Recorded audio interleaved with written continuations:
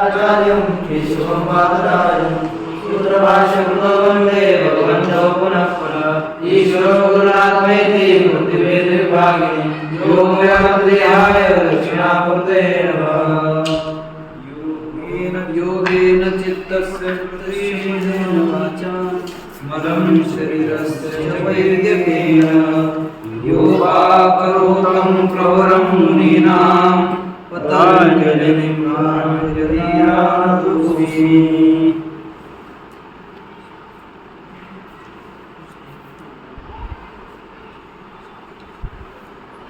श्री भगवान परमात्मा श्री ज्ञानोबा महाराज, जगद्गुरु तुकाराम महाराज, शांति ब्रह्म एकनाथ महाराज, आदि गुरु श्री शंकराचार्य इत्यादि सब संतों की अलौकिक अहेतु की अकारण करुणा इसे कृपा से योग सूत्र का हम लोग विचार कर रहे हैं। योग सूत्र के समाधिपात के प्रथम सूत्र का अर्थ है अथ योगानुशासन। इस सूत्र का विचार हम लोगों ने आरंभ किया, तब अब आगे के सूत्र का विचार आरंभ करेंगे, किंतु उसके पहले कुछ प्रश्न पूछने हैं। कौन कर सकते? हाँ, श्री ज्ञानोबा महाराज, जगत गुरु तुकाराम महाराज, शांति ब्रह्म एकनाथ महाराज, आदि गुरु श्री शंकराचार्य इत्यादि सब संतों की अलौकिक अहेतु की अकारण करुणा ऐसे कृपा से योग सूत्र का विचार करते हुए प्रथम समाधिपाद का हम लोगों का विचार चलेगा। समाधिपाद में कल आरंभ सूत्र का आरंभ किया और कहा कि अब योगानुशासन का आरंभ हुआ ऐसा समझना चाहिए, है कि नहीं? एक है ना, योगानुशासन अधिकृतम वेदितव्यम, ये लिखा ना, सच योग समाधि सच सार्वभौमश्चित्तस्य धर्मः चित्तं विक्षिप्तं एकाग्रं निरुद्धं चेति चित्तभूमयः तत्र विक्षिप्ते चेतसि समाधि समाधि उपसर्जन भूतो विक्षेप उपसर्जने भूतो योग समाधि पक्षे नश्यते वर्तते। एवं सांगता सच काय दिलं पुढे? यस्तु एकाग्रे चेतसि सद्भूतम अर्थम प्रद्योतयति क्षणोति च क्लेशानां श्लथ कर्मबन्धनानि च श्लथयति। एक दिला निरोधाभिमुखं च करोति ससंप्रज्ञात समाधित्याख्यायते, है ना? सच विचारामगत वितर्कामगत विचारामगत उपरिष्टात् प्रवेदिष्यावः सर्ववृत्ति निरोधे तु असंप्रज्ञात समाधि। ये पूरे है, वैसे भाष्य कंठस्थ हो जाता है। तो कहा कि कितना एक दो बार पढ़े तो बुद्धि में स्थिर रह जाता है। चलो, इसके बाद क्या लिखा? सर्ववृत्ति निरोधे असंप्रज्ञातः समाधि। कहा कि नहीं? तस्य लक्षणाभिनित्सया इदं सूत्रं प्रववृते तस्य अर्थात् असंप्रज्ञात समाधि लक्षणाभिनित्सया अर्थात लक्षण कहने की इच्छा से। मैं एक एक पंक्ति पूछूंगा, कोई भी होगा ऐसा नहीं है कि छूटना है।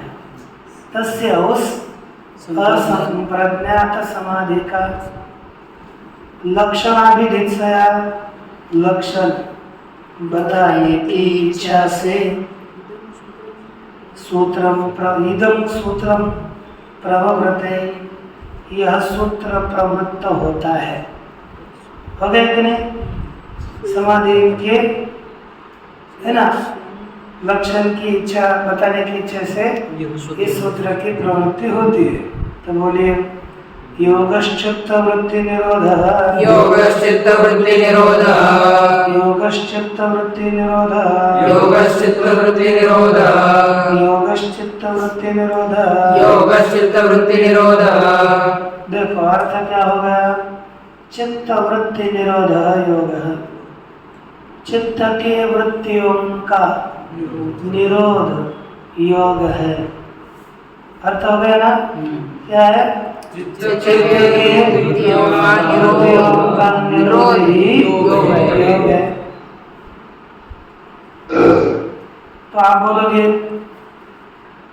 कौन से चित्त वृत्तियों का निरोध? इतना नहीं, बस चित्त वृत्तियों का निरोध। चित्त वृत्तियों का निरोध ज्यादा कुछ न, जितने भी संभव हो उतने चित्त वृत्तियों का निरोध हो जाता है। ऐसा नहीं लिखा सर्व चित्त वृत्ति निरोध योग लिखा गया, फिर क्या लिखा? चित्त वृत्तियों का निरोध। अर्थात कुछ एक आधी चित्त वृत्ति रह गई तो भी योगी है। इससे सर्व पद न देने के कारण, क्योंकि देखो संप्रज्ञात समाधि में कुछ चित्त वृत्तियां रहती है और असंप्रज्ञात समाधि में सभी चित्त वृत्तियों का निरोध हो जाता है।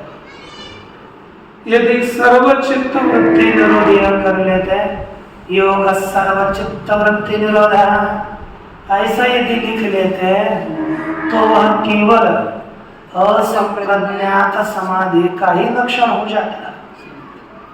लेकिन योग में संप्रज्ञात असंप्रज्ञात उभयविध समाधि आती है।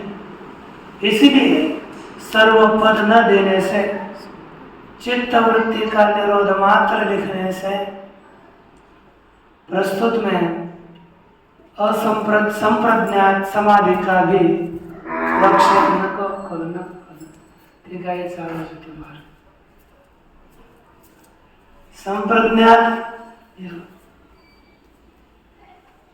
संप्रज्ञात समाधि है ना, संप्रज्ञात समाधि का और असंप्रज्ञात समाधि का दोनों का लक्षण हमें यहाँ पर है, दोनों का। इसलिए लिख रहे आपको तो पूरा समझ में आ गया ना? वृत्तियों का निरोध योग है ना? आपने पुस्तकों का अच्छे खोलना, वृत्तियों का निरोध योग है।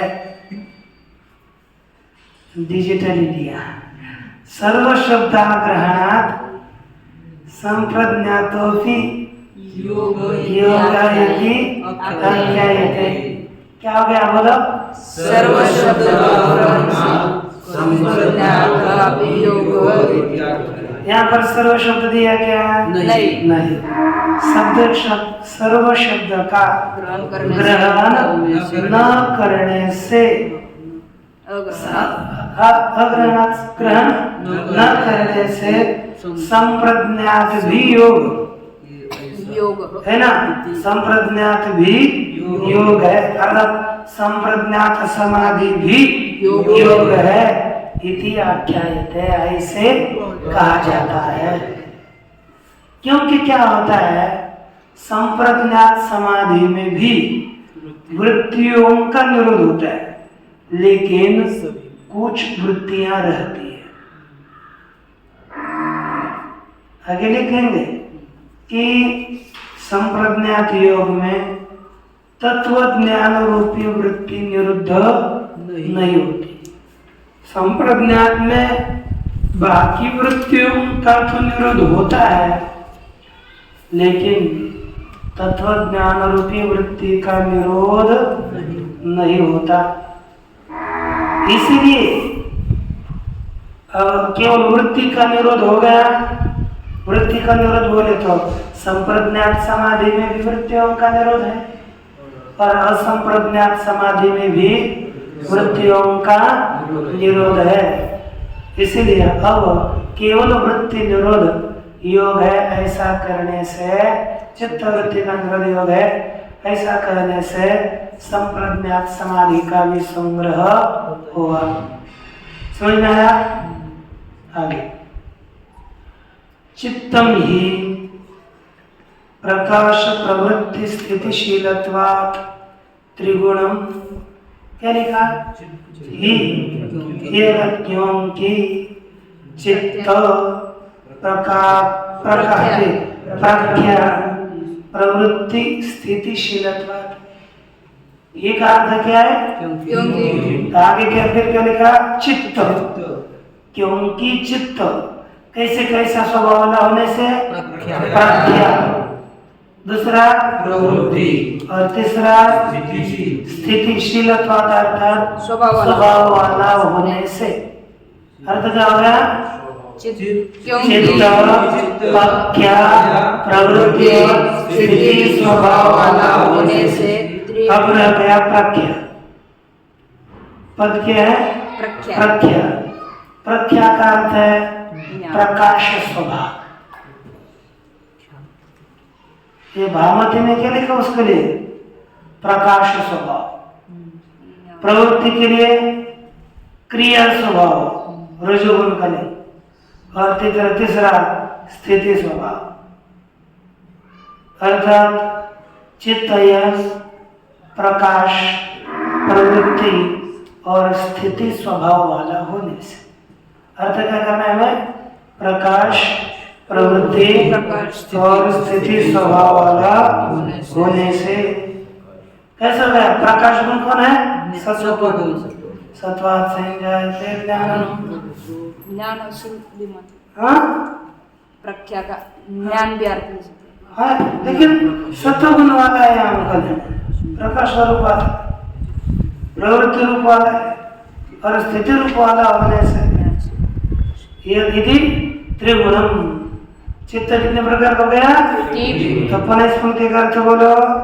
क्योंकि चित्त प्रकाश प्रवृत्ति और स्थिति स्वभाव वाला होने से तीन गुण वाला है। हो गया। प्रज्ञा रूप क्या चीज है? कहते प्रज्ञा रूपम ही चित्त सत्वम रजस्तमोभ्याम संसृष्टम ऐश्वर्य विषय प्रियम भवति।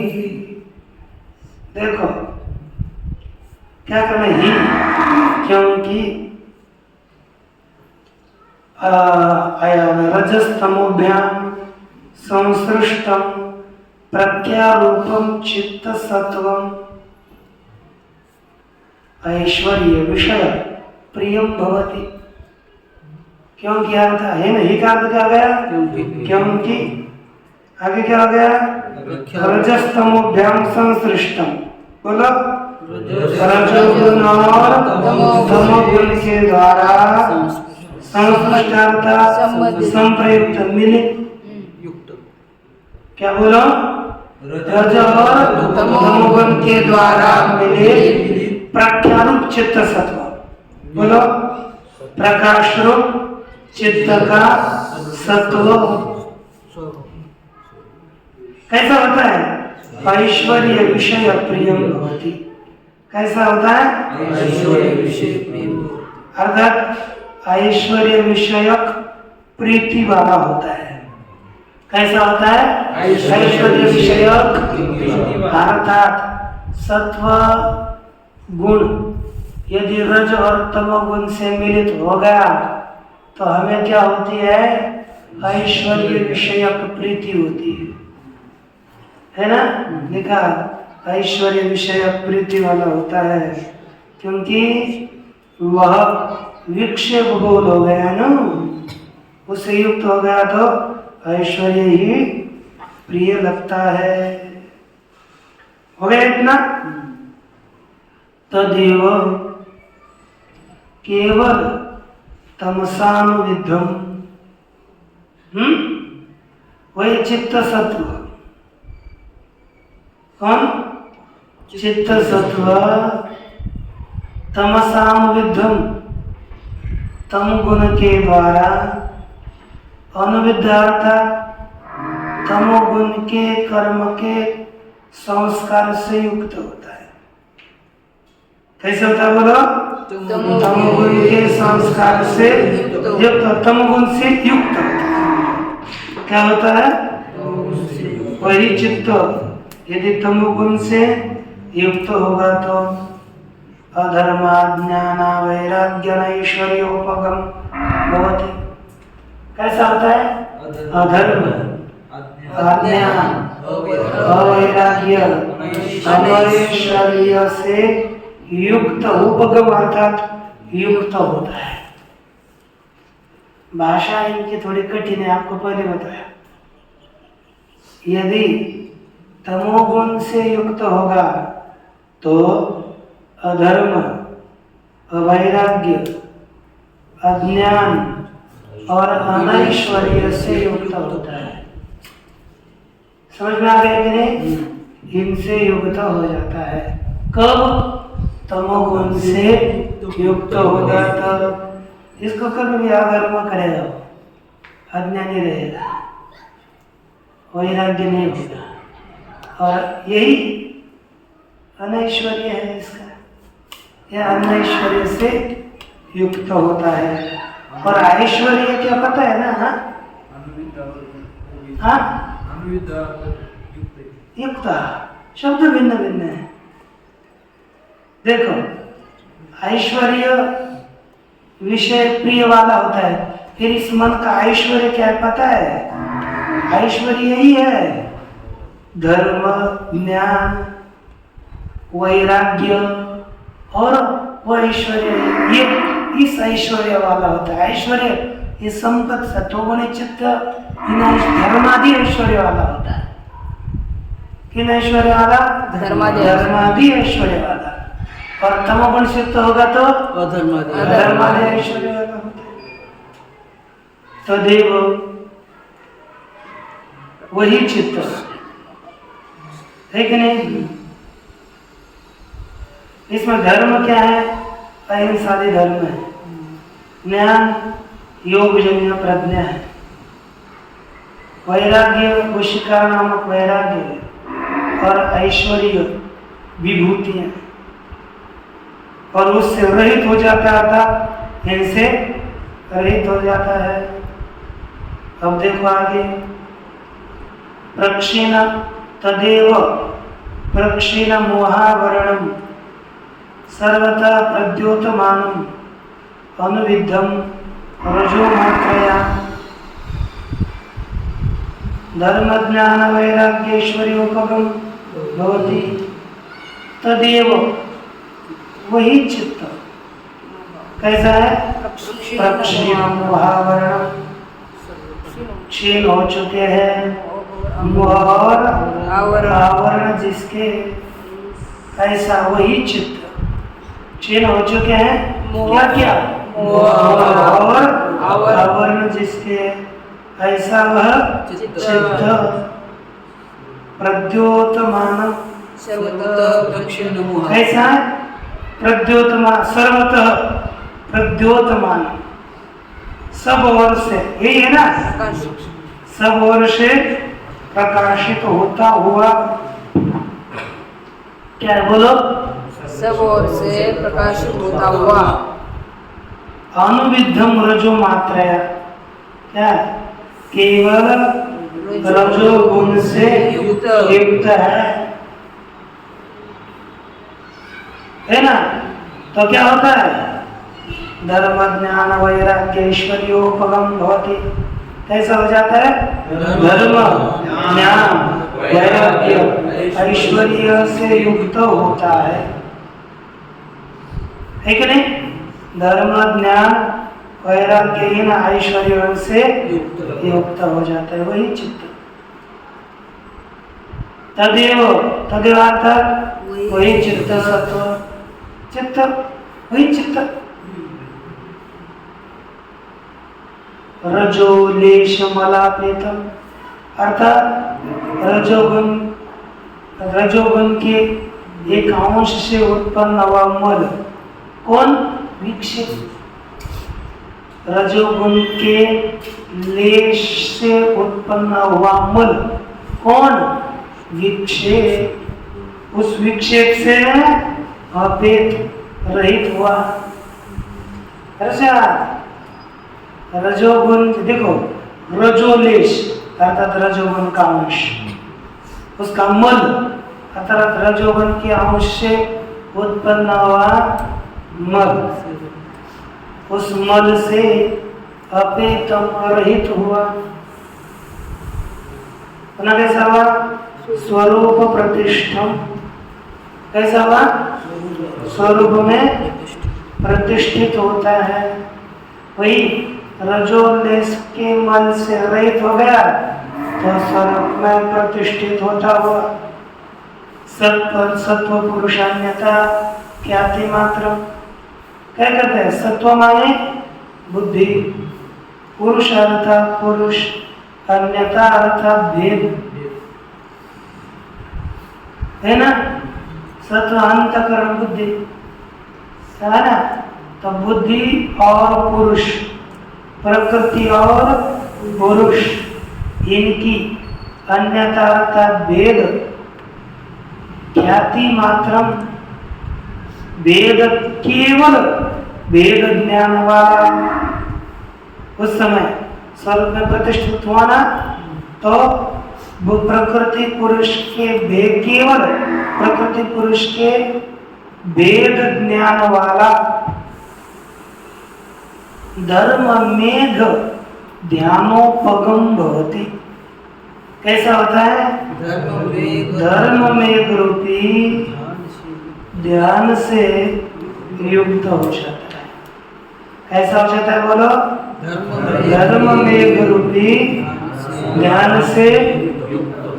देखो पतंजलि रहस्य में उसका अर्थ करते, धर्म मेघ परम वैराग्यम, धर्म प्रसंख्यानादि, ऐसा लिखते हैं, धर्मी चित्तम। तो ये धर्म मेघ रूपी ध्यान से युक्त हो जाता है कि नहीं? धर्म मेघ रूपी ध्यान से युक्त हो गया।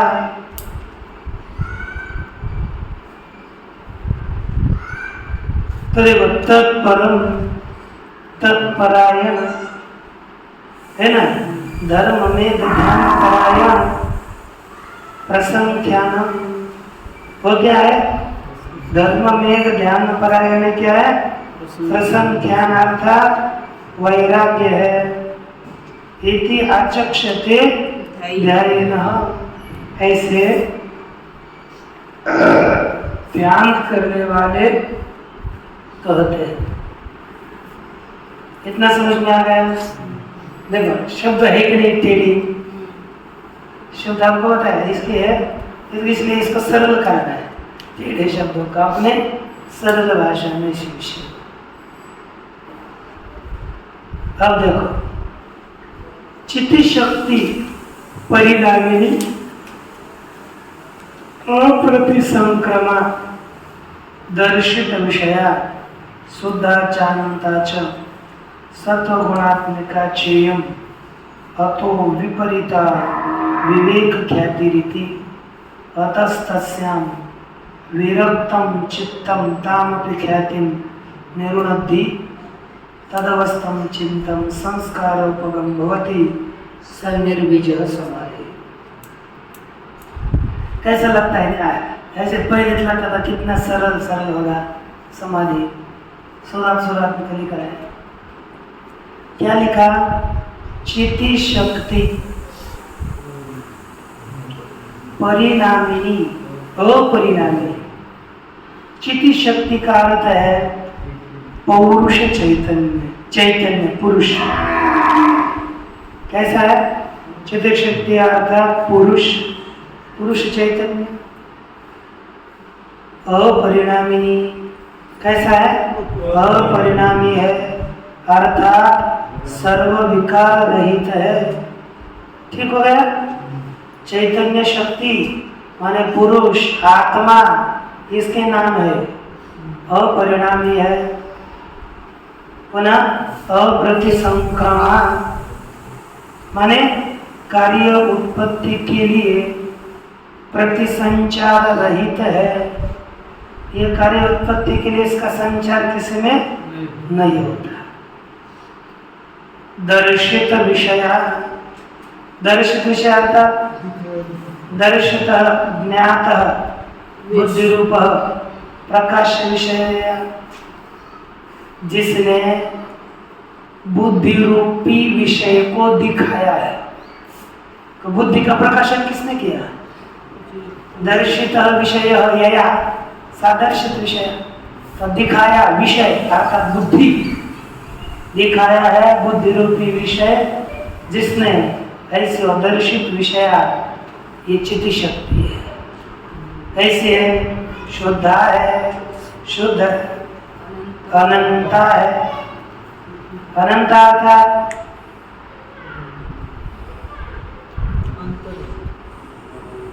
अंतत्व आरोपणा योग्य, ये लिखा ना? वही भास्वती के शब्द लिखे सभी। भास्वती ठीक है ना? हाँ? लेकिन असल भास्वती क्या होती है कि अंतत्व आरोपण अयोग्य माने इसमें इसका नाश नहीं होता, नाश के अयोग्य है, अनंत है। पुनः कैसे? सत्व गुणात्मिका, कैसे है? सत्वम प्रकाशशीलम, प्रकाश गुण वाला है, गुण वाली है। अर्थात ये तीनों गुणों से नहीं, सत्व गुणात्मिका का अर्थ है प्रकाश स्वरूप च इयम अतो, है ना? ये कैसे होगी चित्त शक्ति? ये इतने गुण वाली है। कितने? पहला गुण शुद्ध, पहला अपरिणामी, चित्त शक्ति विशेष है, चित्त शक्ति अपरिणामी। आगे अप्रतिसंक्रमण, शुद्ध जानता, सत्व गुण गुणात्मिका च, है कि नहीं? हो गई ना? इयम अतः विपरीता, अर्थात इससे विपरीत, चित्त शक्ति से विपरीत विवेक ख्याति ही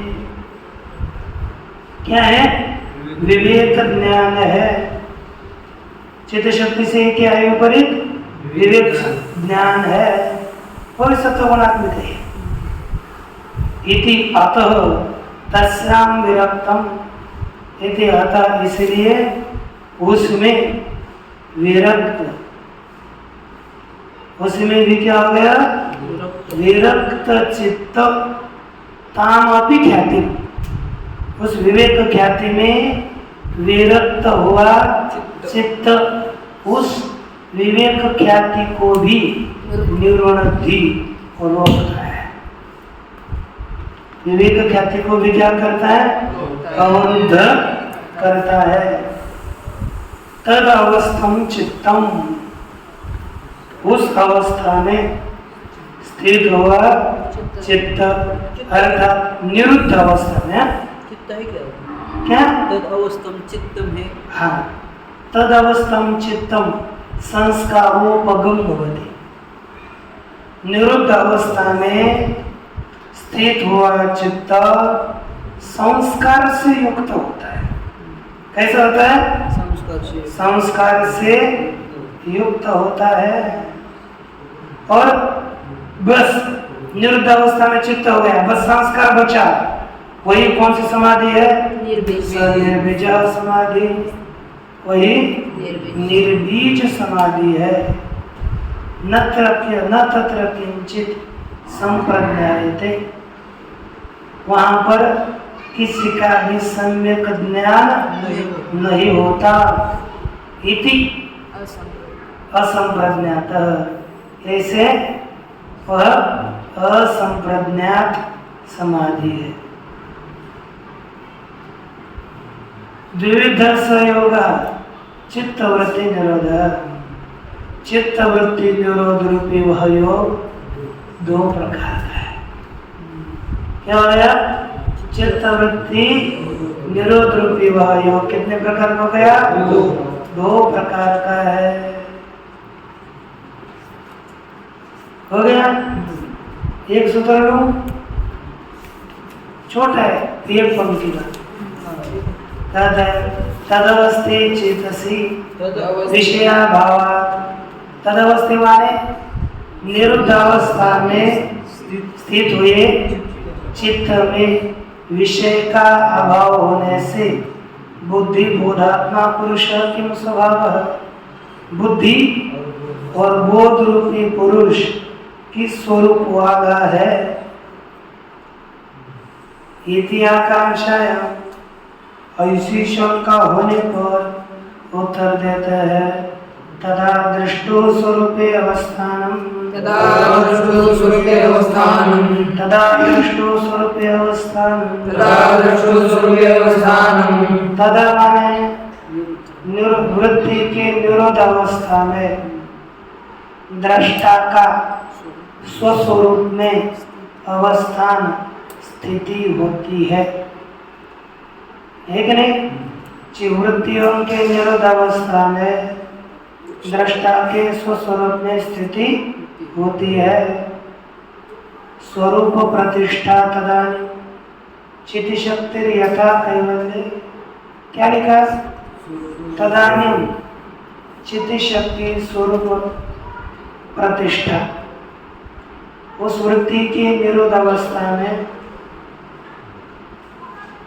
चिति शक्ति अपने स्वरूप में स्थित होती है। कब? चित्त की निरोध अवस्था में, यथा कैवल्य, जैसे कैवल्य। और युत्थान चित्ते तु, चित्त कैवल्य मोक्ष अवस्था में स्वरूप में स्थित रहता है, और ये तो समाधि अवस्था है ना, तो समाधि अवस्था में भी चित्त शक्ति स्वरूप में प्रतिष्ठित होती है। युत्थान चित्ते सत्तु सति, चित्त युत्थित होने पर तथापि भवन्ति न तथा, तथापि वह स्वस्वरूप में प्रतिष्ठित होने पर भी स्वस्वरूप में प्रतिष्ठित नहीं होती। चित्त के कारण वह स्वरूप में प्रतिष्ठित तो है, लेकिन स्वरूप में प्रतिष्ठित नहीं होती। जब चित्त वृत्तियों का निरोध होता है तभी दृष्टो अर्थात चित्त शक्ति का स्वरूप में अवस्थान, स्वरूप में स्थिति हो जाती है। इस तरह से आज दो सूत्रों का विचार देखा और बाकी का विचार कर लें। इसमें आपको इतना ही रखना है, जो सभी वृत्तियां बता